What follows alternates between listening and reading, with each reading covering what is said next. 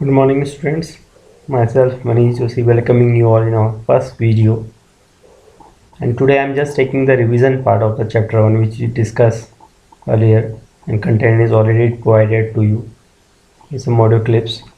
So today we are just discussing about the topics revision part.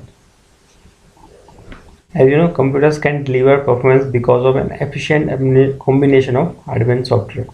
अगर हम computer की बात करते हैं तो क्या है basically it's a combination of hardware and software and hardware refers to physical electronic components of a computer. Computer का वो पार्ट जिसे हम छू सकते हैं, फिजिकल पार्ट वो आपका हार्डवेयर होता है। Software represent a recorded instruction software that governs its operation. और सॉफ्टवेयर वो चीज़ है जिसमें हम अपने इंफॉर्मेशन को रिकॉर्ड करते हैं, फैच करते हैं, कंट्रोल करते हैं। Overall instruction software that governs its operations. Then computer organization refers to logical structure of a computer describing their interconnection and work dependence. तो कंप्यूटर ऑर्गेनाइजेशन का मतलब क्या है कि एक लॉजिकल स्ट्रक्चर है।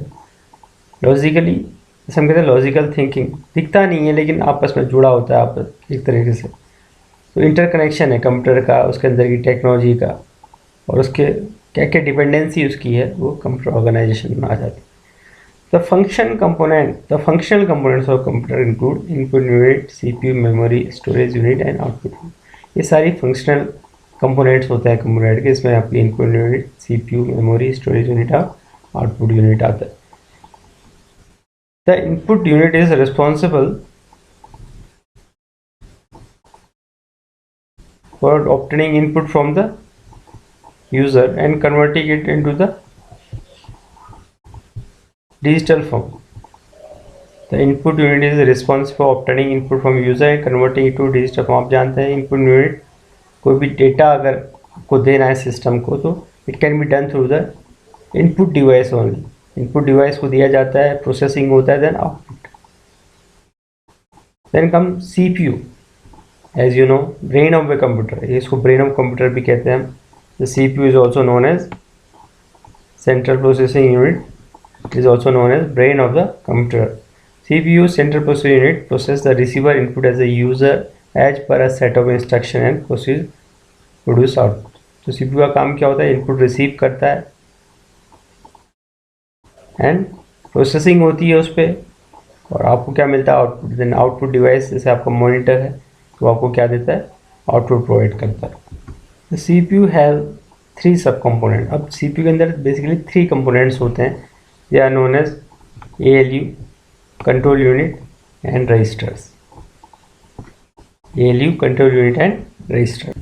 ALU is known as arithmetic of logic unit which is responsible for carrying out arithmetic operation and logical operation. Example, comparing two values. Arithmetic, calculative part, and logic means comparing, case study kind of things is done through the help of ALU. Then comes control unit. Control unit controls or supervise the processing taking place. CPU तो आपने command दिया, CPU processing शुरू किया, लेकिन उसे control कौन कर रहा है? तो उसमें कंट्रोल करने के लिए क्या होती है? कंट्रोल यूनिट होती है जो कंट्रोल और सुपरवाइज करती है कि प्रोसेसिंग कैसे चल रही है, कैसे प्रोसेस पार्टिसिपेशन हो रहा है प्रोसेस का। Then comes register. Register are small data holding areas within CPU that hold data, instruction and memory address during the processing. तो रजिस्टर का काम, जैसे आपके पास एक स्कूल रजिस्टर होता है, आपने आपसे नोट्स लिखते हैं, ऐसे ही CPU के अंदर एक रजिस्टर होता है जो क्या होल्ड करता है? ये होल्ड करता है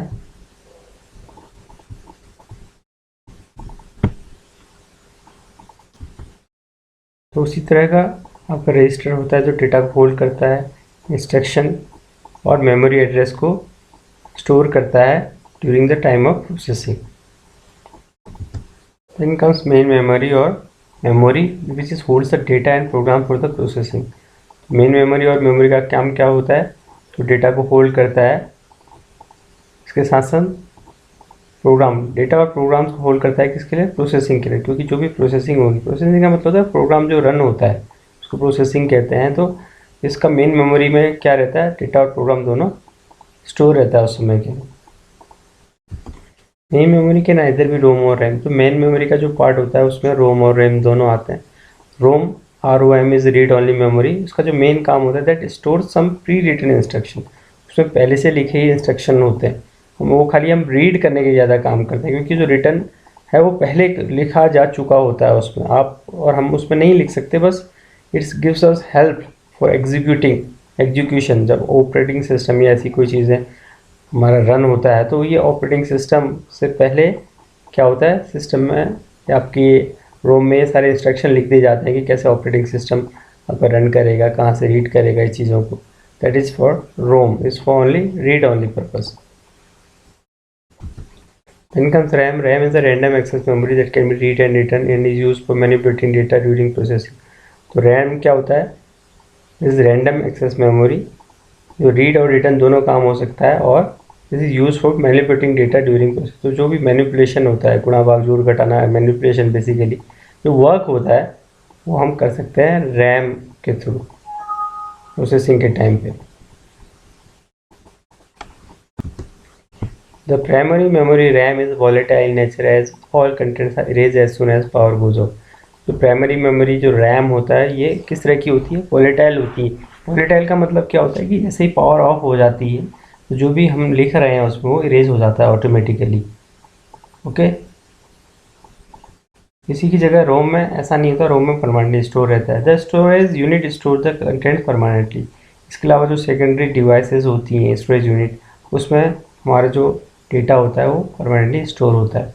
तो मेजर स्टोरेज डिवाइसेस की अगर हम बात करें तो हमारे पास हार्ड डिस्क होती है, CD, DVD, flash drive, Blu-ray disc, ये सभी क्या होती है, इसे हम सेकेंडरी स्टोरेज डिवाइस या स्टोरेज डिवाइसेस कहते हैं।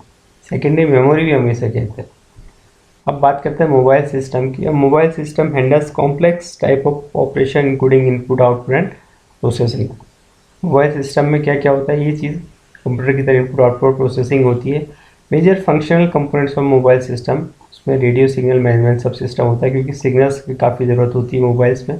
तो radio signal management system, display subsystem, power management system and CPU memory management storage subsystem. अब बात करते हैं सॉफ्टवेयर की क्या है। तो software represent the set of program that govern the operation of computer system and make the hardware run.